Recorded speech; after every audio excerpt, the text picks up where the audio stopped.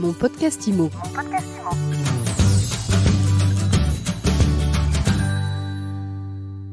Bonjour et bienvenue dans ce nouvel épisode de mon podcast IMO et j'ai le plaisir aujourd'hui de recevoir Guillaume Martineau, le nouveau président d'Orpi. Bonjour. Bonjour Ariane. Vous êtes président d'Orpi depuis le 1er janvier. Vous avez pris la succession de Christine Fumagalli. Tout à fait, j'ai été élu fin juin et je suis rentré en fonction début janvier avec mon conseil de gérance. Comment ça se passe une élection de président d'une énorme coopérative ? Ça se passe comme une candidature politique. Vous sillonnez la France, vous allez voir tous vos confrères, les GIE, les groupements d'intérêt économique, et puis vous exposez votre programme, et puis il y a des débats, une élection, et puis vous vous retrouvez à la tête du réseau. Il y avait 3 listes, mais une élection chez Orpi, c'est beaucoup de débats, beaucoup d'échanges d'idées, d'écoute du réseau, pour construire ensemble le réseau qui correspond et qui convient à tout le monde, enfin à la majorité.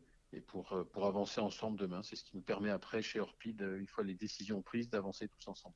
Comment est-ce que vous présentez le réseau Orpi ? C'est une coopérative, il y a une spécificité, c'est-à-dire qu'Orpi, ça veut dire Organisation régionale des professionnels de l'immobilier. Et c'est un univers coopératif où on décide à plusieurs, on porte des idées. Orpi, c'est une multitude d'associés avec des visions communes, différentes. Il faut mettre tout le monde d'accord. Et on exerce tous le même métier, pas aux mêmes endroits. On est très présent en région, dans les grandes villes évidemment, mais un peu partout. On a 1350 agences. C'est un réseau qui date de 1965 et qui a été le fruit de confrères qui sont réunis, qui ont mis en commun des affaires, puisqu'on a un fichier commun et notre ADN, c'est le partage. C'est travailler ensemble, faire des affaires ensemble, ne pas chercher toujours à être tout seul sur une affaire, c'est se dire tiens, je partage avec quelqu'un d'autre, ce qui me permettra de faire d'autres affaires. Donc Orpi, c'est le sens du partage. Alors vous êtes à la base un associé comme les autres, en fait c'est ça le principe de la coopérative. Vous dirigez une agence qui est située dans le sud des Landes. Moi je suis à Cap-Breton et j'exerce toujours, je fais de l'immobilier depuis 30 ans, j'ai commencé comme conseiller et puis je suis rentré chez Orpi, notre agence où je travaillais, rentré en 1996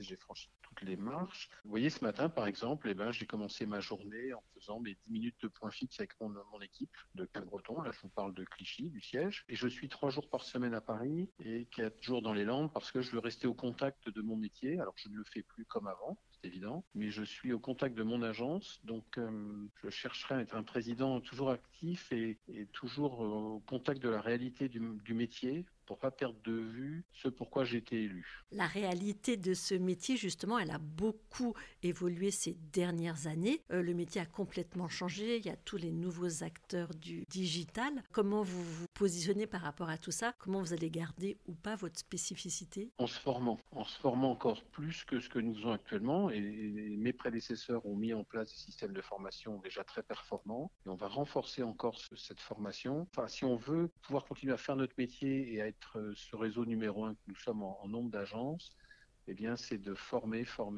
parce que c'est la clé du succès. C'est ce qui fera que les personnes, les clients, accepteront de nous confier des clés de leur maison ou de leur appartement. Quand on voit d'un côté le succès des réseaux de mandataires, de l'autre des agences qui font travailler de plus en plus de collaborateurs avec des statuts hybrides, comment est-ce qu'une agence traditionnelle peut ou doit s'adapter ? Qu'est-ce que vous comptez insuffler ? Je crois qu'il faut regarder ce que font nos concurrents et ne pas dénigrer ce qu'ils font. Il y a forcément dans leur modèle des choses qui peuvent nous correspondre. On ne peut plus travailler comme on travaillait il y a 30 ans. Donc effectivement, on doit s'adapter à cette réalité du marché. Notre spécificité, c'est d'avoir des agences qu'on appelle vitrées, physiques. On peut nous rencontrer, on peut rencontrer nos conseillers, nos associés. Et il faut offrir en fait cette flexibilité du mode de travail actuel, de ces réseaux de mandataires où on n'est pas forcément tous les jours à l'agence et à heure fixe, mais garder quand même une existence physique. Donc nous, on va continuer à se renforcer, on a un fort maillage et puis on va apprendre à nos patrons d'agence justement à travailler autrement, à manager des équipes différemment et tout en apportant du service. On doit s'adapter aux nouvelles façons de travailler et ce qu'on traverse depuis 2 ans avec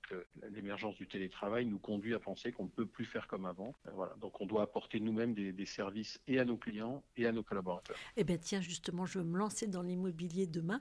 Pourquoi rejoindre Orpi plutôt que telle ou telle autre enseigne ?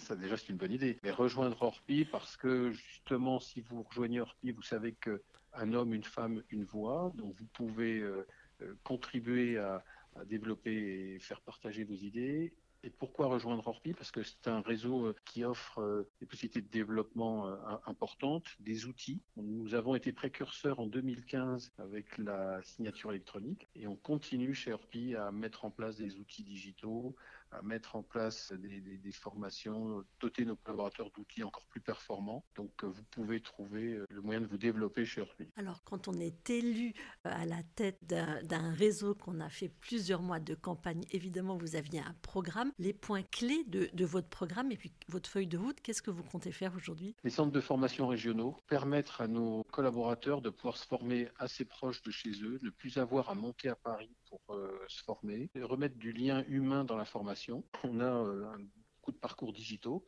très bien fait, mais on va en plus mettre ces fameux centres de formation régionaux. Ça va être un axe fort. Dans notre feuille de route, il y a les nouveaux outils de travail. Ne pas rester sur des outils qui sont vieillissants, on doit encourager la mobilité.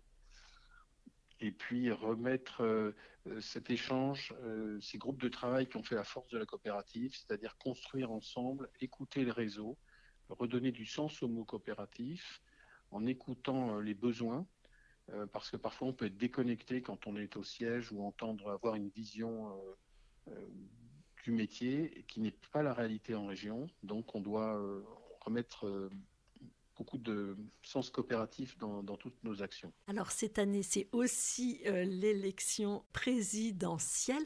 On n'entend pas beaucoup parler de logement pour l'instant, en tout cas dans la campagne. Qu'est-ce que vous attendez des politiques? Qu'est-ce qu'il faut faire aujourd'hui? Ce qu'on attend d'eux, en fait, c'est qu'ils nous donnent une vision de ce qu'ils souhaitent pour le logement, parce qu'on entend beaucoup parler de parcours résidentiel, remettre le logement au cœur des préoccupations. On ne voit pas de politique fiscale qui soit pérenne.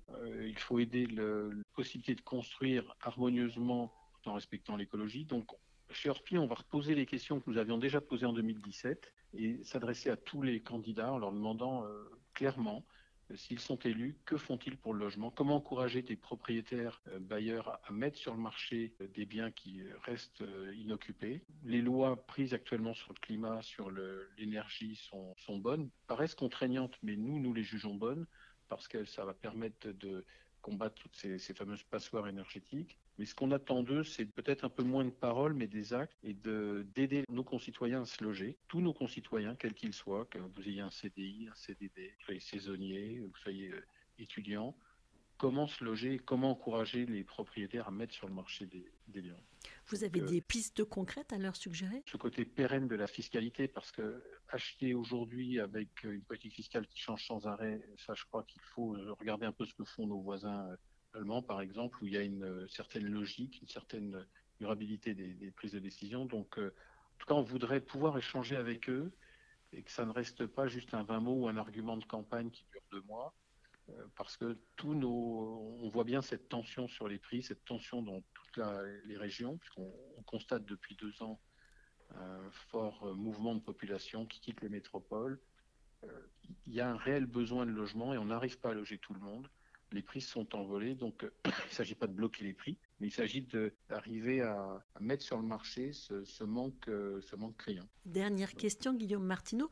Comment est-ce que vous voyez la suite pour le marché de l'immobilier, l'année 2022? On va où, d'après vous? Je n'ai pas de boule de cristal, mais enfin, je ne vois pas de ralentissement. Tous nos associés nous font part de la même réalité, un manque de biens à vendre et une demande qui se poursuit. Donc, je dirais, si vous me permettez ce mauvais jeu de mots, nous sommes assez optimistes et on ne voit pas de ralentissement actuellement.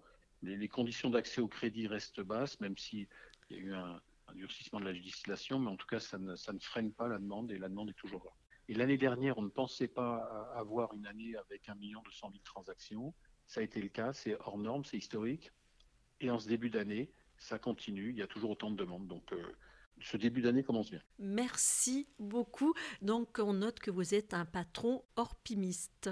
Tout à fait. Merci, à très bientôt Guillaume Martineau. Je rappelle que vous êtes aussi président de la coopérative Orpi. Merci, à bientôt. Et je vous dis à très vite pour un nouvel épisode de mon podcast IMO à écouter sans modération sur toutes les plateformes et sur MySuite IMO. Mon podcast IMO.